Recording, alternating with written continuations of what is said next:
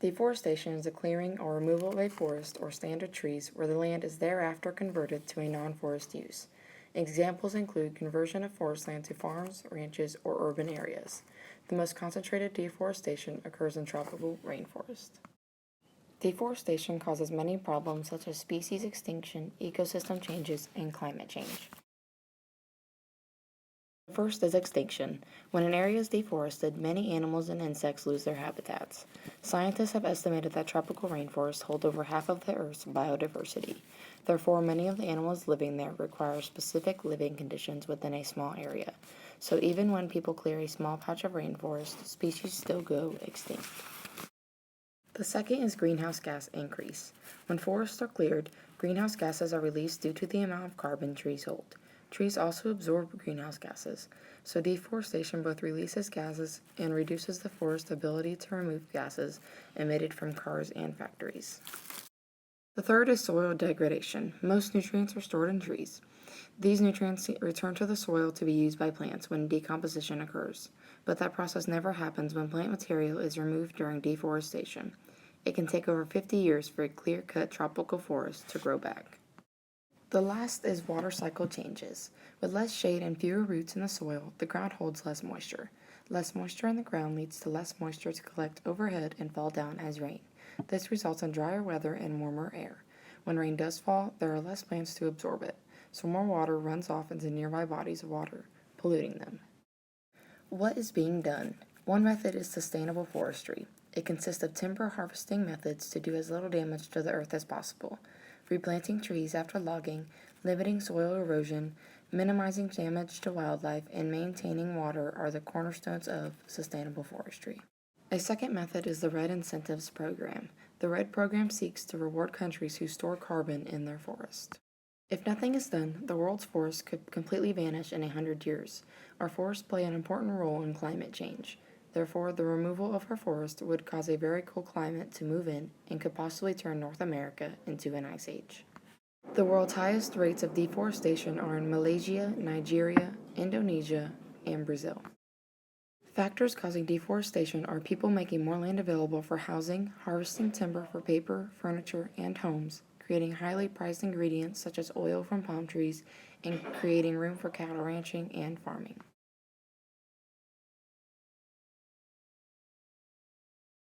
Acid rain is a broad term that includes any form of precipitation with acidic components, such as sulfuric or nitric acid that fall to the ground from the atmosphere in wet or dry forms.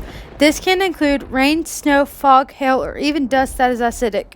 Rainwater that has this higher level of acidity can cause damage to buildings and statues, particularly those made of limestone. It can also reduce the growth of or even kill trees and crops. Acid rain may even lower pH of water in lakes, killing fish. Now that you know why acid rain is a problem, you might be wondering what's being done to control it. Regulations and new technologies are helping reduce acid rain. Power plants generate the electricity we use every day. Unfortunately, power plants also produce large amounts of nitrogen oxides and sulfur dioxide, the pollutants that cause acid rain. Congress passed a law called the Clean Air Act Amendments of 1990, and this law said that EPA should start the acid rain program. The program limits the amount of sulfur dioxide that power plants can release into the air and issues allowances to the power plants to cover their sulfur dioxide emissions. It also reduces the amount of nitrogen oxides that power plants can release.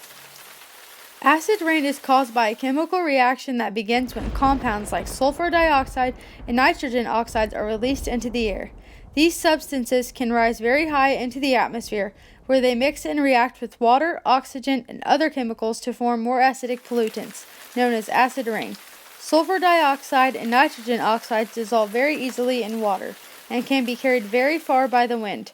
As a result, the two compounds can travel long distances where they become part of the rain, sleet, snow, and fog that we experience on certain days. Acid rain is responsible for severe environmental destruction across the world and occurs most commonly in the northeastern United States, Eastern Europe, and increasingly in parts of China and India. The effects that acid rain has on our lives is devastating, and if we do not stop it, it will ultimately kill the human existence. Acid rain is accumulated in our clouds and in our atmosphere. It travels from place to place, spreading its destruction across the land. The effects of acid rain aren't immediate. It is more of a slow, gradual process. Every year, as the pH balances get worse, we notice more effects that the acid rain has. It affects our trees and plant life, our lakes and streams, and even the animals as well. The animals are affected by drinking the water that runs off the mountains and eating the plant life. We humans are affected by the depletion of trees that gives us the necessary oxygen to breathe, as well as the vegetation and animals we consume.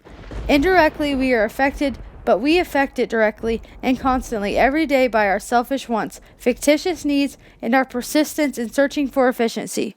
Loss of biodiversity or biodiversity loss is the extinction of species, human, plant, or animal worldwide, and also the local reduction or loss of species in a certain habitat. The current rate of global diversity loss is estimated to be 100 to 1,000 times higher than the natural occurring background extinction rate, and expected to still grow in the upcoming years. Reductions in biodiversity, however, do not only occur during deforestation or through poaching. The introduction of new species, too, increases competition amongst locals and often leads to extinction of native populations. In much of the world, this is happening on farms, too, where foreign breeds of cattle are being imported, pushing out natives. This means that the world's livestock population is becoming increasingly narrow and more vulnerable to disease, drought, and changes in climate. It also increases our contact with disease. The loss of biodiversity has two significant impacts on human health and the spread of disease. First, it increases the number of disease-carrying animals in local populations. Research has shown that the species best adapted to survive critically fragmented habitats are also the most prolific carriers of pathogens. As habitats are broken apart and reduced in size, these animals become more common, winning out over the species that do not typically transmit disease. Also, to eradicate and control induced weeds on your property. Keep vehicles on main roads to reduce spread of weeds and disturbance to wildlife. Also, leave native plants undisturbed and landscape using native trees and vegetation. Native plants are well adapted to local conditions that provide a low maintenance, drought-resistant gardens and can prevent local flooding. Attract good insects by planting pollen and nectar plants. Also, maintain wetlands by conserving water and reducing irrigation. Avoid draining water bodies on your property. These are just some of the ways to combat loss of biodiversity. To combat the loss of biodiversity, many cities and towns and people are participating in various acts that involve saving the environment. One of those acts involves identifying locations of critical wildlife habitats for species at risk and the threats to those areas. Where possible, they eliminate threats and maintain natural areas, leave critical wildlife habitat undisturbed, especially nesting and denning sites, promote wildlife use by setting up bird and bat houses. If nothing is done to stop the loss of biodiversity, species around the world will start to die off. The loss of biodiversity is caused by deforestation, overpopulation, pollution, and global warming. Humans are the main cause of the loss of biodiversity. Pollution is defined as the change in the environment caused by natural or artificial input of harmful contaminants into the environment. This can lead to instability, disruption, and harmful effects to the structural and functions of ecosystems. Pollution, no matter what category it is defined as, causes, in the simplest form, the alteration of ecological systems, from altering the order of prey to predator, to the resources obtained by these to survive becoming scarce, depleting, or completely altered, creating massive alterations to the animals, but most commonly immigrations from species to the next to survive. This examples of these as light pollution, disturbing the activities of nocturnal animals, as the lower amounts of prey animals being spotted and stalked by predators, causing the overabundance of predators and suddenly low numbers as less prey to feed the lower numbers, or migrations to find more prey, disturbing other populations and ecological systems. Another is towards water pollution is acid rain, affecting pH levels of water resources and disturbing and destroying soil contamination. Air pollution is common thought towards pollution as emissions from carbon monoxide or CO2 is found to be caused by human activity, as most pollution is from the light pollution as the human need for the lack of sun to create our own source of maintenance, to water pollution from the effects of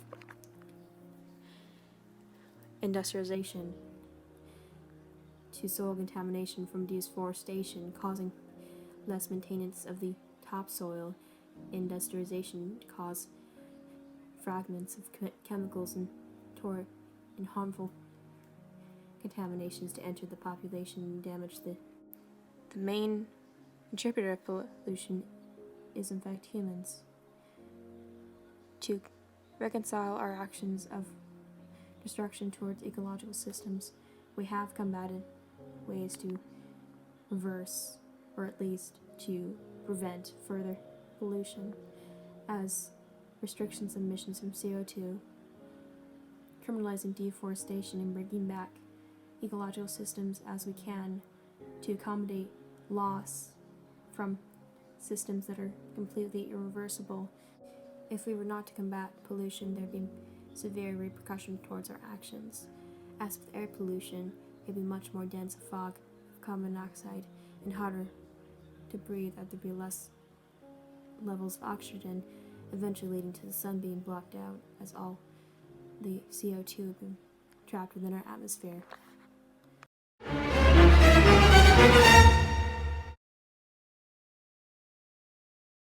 Public health is all organized measures, whether public or private, to prevent disease, promote health, and prolong life among the population as a whole. A public health issue is an issue that has the capability of affecting the population as a whole and that will require a group effort to solve. Environmental public health addresses all the physical, chemical, and biological factors external to a person, and all the related factors impacting behaviors. It encompasses the assessment and control of those environmental factors that can potentially affect health. It is targeted towards preventing disease and creating health-supportive environments. Public health issues are caused by environmental risk factors such as air, water, and soil pollution, chemical exposures, climate change, and ultraviolet radiation. Public health issues are causing damages to the environment such as scarcity, which is not enough of essential things we need for a healthy life, such as clean air and water, healthy soil and forests, safe and comfortable shelter, and also excess, which is too much of harmful things we do not need, such as trash, toxic chemicals, and pollution. Soil contamination is damaging because of man-made chemicals released into the dirt either by accident or through poor disposal techniques. The rupture of underground storage tanks, acid rain, leaching of hazardous waste from a landfill, pesticides and herbicides, and discharge from industrial chemical waste all can contaminate the soil in which farmers grow crops or graze livestock that people eventually eat. To prevent this, laws against such contamination need to be stringent, and the appropriate agencies have to be tough in the enforcement of those laws to help keep soil safer for human and animals. If nothing is done about public health issues, it will cause our environment on Earth to change. Specifically with soil contamination, it will cause endangering of human health, economic losses, air and water contamination, effects on plant life, acidification, diminishing soil fertility, an increase in soil salinity. The cause of public health issues is mostly us humans and our carelessness of our earth and environment. Genetic engineering is the deliberate modification of the characteristics of an organism by manipulating its genetic material. Genetic engineering has its ups and downs, and some of the biggest problems it can cause is, for example, is one, making foods that were once safe to eat harmful to certain people. Some foods have genetic matter synthesized from other organisms inside of them, and if a person were to eat this and be allergic to the organism that the matter inside the organism came from, they could have severe allergic reaction. For example, if a person were to eat corn, but there was some type of genetic matter from a peanut inside of it, and that person were allergic to peanuts, he could have a severe allergic reaction due to just peanut genetic matter being inside of it. Another big problem that genetic engineering has caused is it gave scientists a reason to make plants more resistant to insecticides.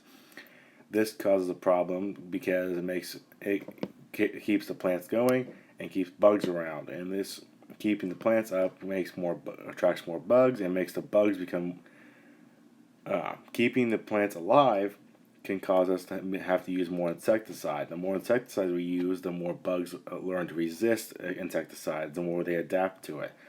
This can cause many problems with the environment and our plant growth, in the sense that as we use more insecticides, bugs will get used to it, causing them to be able to withstand it, and we will have more bugs in our plants, causing plant growth to be a problem due to the bugs eating it all the time.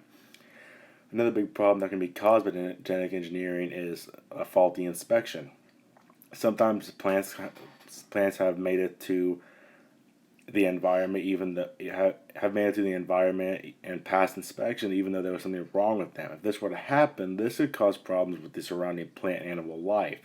For example, if an animal were to eat this plant, they could end up becoming sick or dying simply because of of how it's been modified and the faulty modification that's been added to it. To combat the problem of genetic engineering, people are buying more organic foods, and they are advocating for an increase in regulations and advertising how it affects animals and plant life. The future of Earth could see species of animal populations begin to dwindle, and the same goes for plants.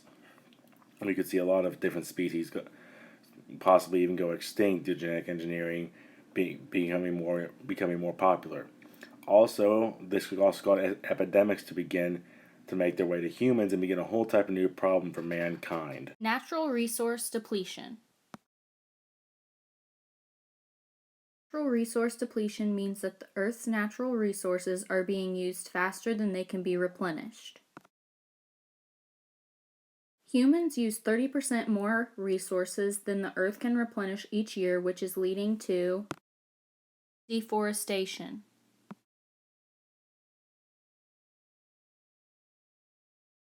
degraded soil, polluted water, and air,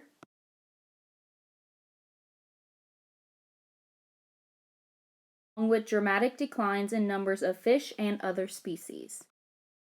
Resources that are in decline include water. Even though you see water everywhere and our planet is 70% water, only 2.5% of that 70% is fresh water. That small percentage of fresh water is mostly in the form of ice or permanent snow cover, so we really only have a few percent available for use. Oil. Without oil, global transportation will severely weaken. Coal, which is the most used fossil fuel and a non-renewable energy source. One of the central causes to natural resource depletion is human activity, mainly economic growth.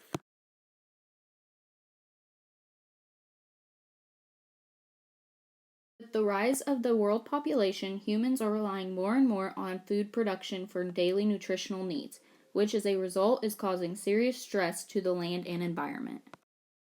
Another cause is overconsumption and waste of natural resources, which include excessive and unnecessary use of resources. Another aspect is deforestation and destruction of ecosystems. Ways to conserve natural resources include saving trees by using minimum paper,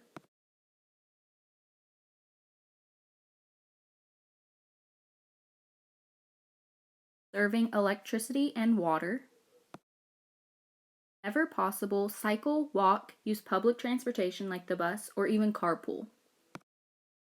Even reduce carbon dioxide emissions by buying energy efficient appliances.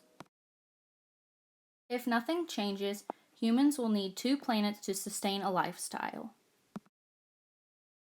The effects that natural resource depletion causes will eventually lead to dangerous climate change and reduce economic growth.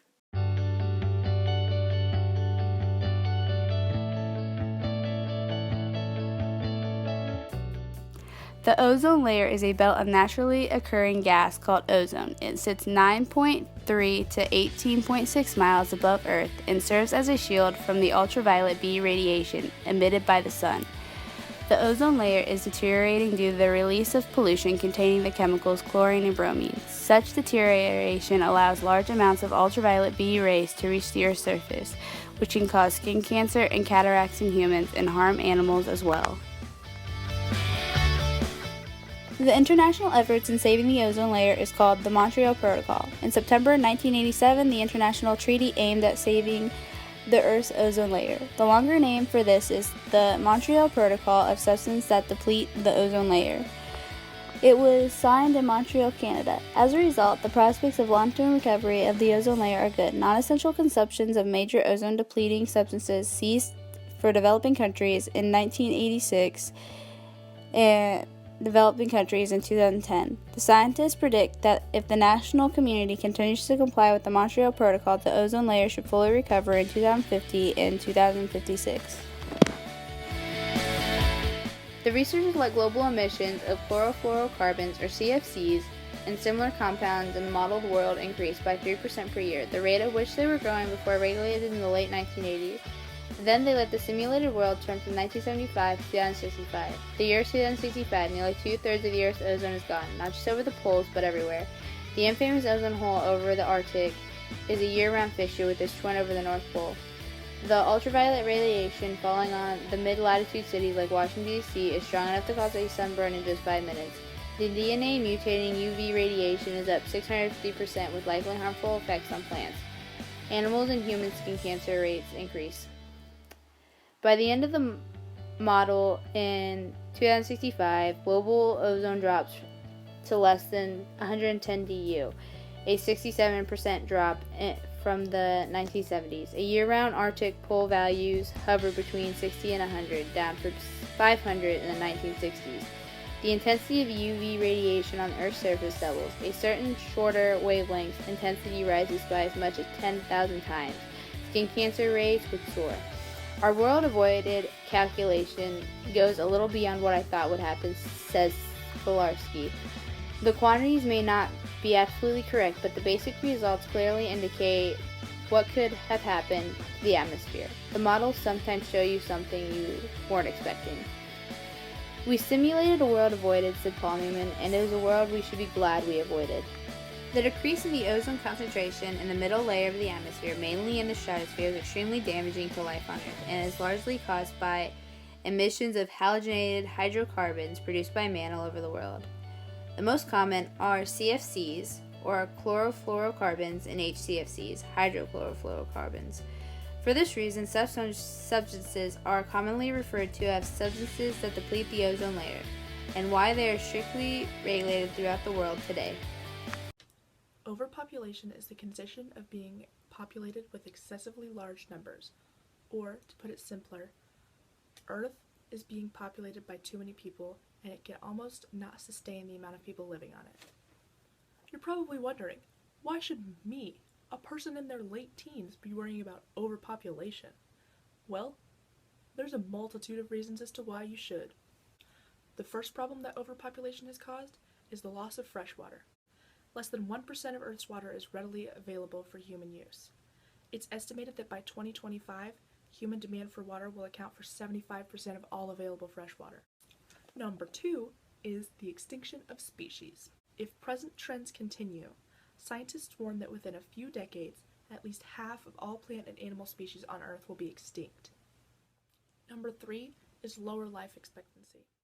Many developing countries will experience a degradation of their quality and length of life as they face increasing difficulties to supply water, food, energy, and housing for their growing populations. This will have major repercussions for public health, security measures, and economic growth. Number 4 is the depletion of natural resources. A study by the UNED Global Environment Outlook found that, quote, human consumption had far outstripped available resources. Each person on Earth now requires 1/3 more land to supply his or her needs than the planet can supply. Numero 5 would be increased habitat loss. Rainforests once covered 14% of Earth's land surface. Now they cover less than 6%, and experts estimate that the last remaining rainforests will be depleted within the next 40 years. Number 6 is the use of more intensive farming practices and products, which kill beneficial insects and plants, degrades and depletes the very soil it depends on, creates polluted runoff and clogged water systems, and causes the genetic erosion of crops and livestock species around the world. Lastly is increased global warming and climate change. The consensus is unequivocal. Human activities are causing climate change. We need smaller footprints as well as fewer feet in general. Now, you may be asking yourself, what are they doing about climate change, and how can I help? Well, I'm here to tell you. There are 2 basic ways that you can make the population decline. The first way would be to let nature take its course with wars, famines, early death, so that the numbers drift back down to a sustainable level. If nothing is done about overpopulation, resources, land, food, and drinkable water will all dwindle and soon be gone. Overpopulation is caused by reduced mortality rates, better medical facilities, and the depletion of precious resources. The most overpopulated place in the world is China. They even had to introduce a law saying that one family was allowed to have only 2 children. Global warming is the observed century-scale rise in the average temperature of the Earth's climate system, caused by increased levels of greenhouse gases such as carbon dioxide and other pollutants. This is a problem because even a seemingly small average temperature rise is enough to cause a dramatic transformation of our planet. Ice on the poles are melting, and in the Arctic alone there has been a loss of 1/3 of its ice since records started in the 1970s. The melting ice is leading to a rise in sea level, and according to an Australian study, the sea levels have risen 2 centimeters every year since 1870. This rise is potentially a risk for more severe flooding to all coastal areas when a storm occurs. The increase in Earth's temperature can also be connected to the increased occurrence of hurricanes and the severity of the hurricanes. The higher heat and more water in the atmosphere, plus warmer water surface temperatures, provide more high-speed winds of tropical storms. There is a tracked decline of Adelie penguins on Antarctica, where their numbers have fallen from 32,000 breeding pairs to 11,000 in just 30 years, and wildlife researcher Martin Obard has tracked that polar bears have gotten considerably skinnier since the mid-1980s. The decline of both of these species can be traced to the increase of the globe's temperature, which leads to less fish for food and less ice to live on. The fear is that if the heat continues to rise and the ice continues to disappear, so will species just like polar bears and penguins. Most climate scientists agree that the main cause of global warming is the human expansion of the greenhouse effect, which is the warming that results when the atmosphere traps heat radiating from Earth towards space. Certain gases in the atmosphere tend to block heat from escaping, which are typically the gases that contribute to the greenhouse effect. These gases are nitrous oxide, water vapor, methane, and carbon dioxide. Humans are changing the natural greenhouse. For example, over the last century, the burning of fossil fuels like coal and oil has increased the concentration of atmospheric carbon dioxide.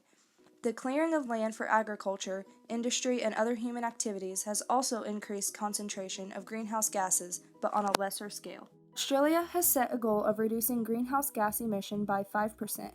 Brazil is aiming to reduce its emission and cut deforestation by 80%. The U.S. has pledged to reduce its emissions by 17%. And lastly, the 2 most populous countries, China and India have agreed to increase energy efficiency by 20% and 40%. These are just a few of the goals set by countries around the world, and although it may seem like a lot, the real question is, will it be enough even if every country meets its goal? The continuing rise of Earth's temperature poses multiple threats to the future of this planet, such as the rise in sea level that is expected to rise between 7 and 23 inches by the end of the century. Global warming can also lead to the spread of mosquito-borne viruses like malaria due to the high temperatures. The longer warm seasons and changing rainfall patterns allow insects to transmit diseases to humans for longer periods and in broader areas. Lastly, ecosystems will change because species like manatees will be able to move further north and thrive for longer periods, but other species will not be able to move and will become extinct.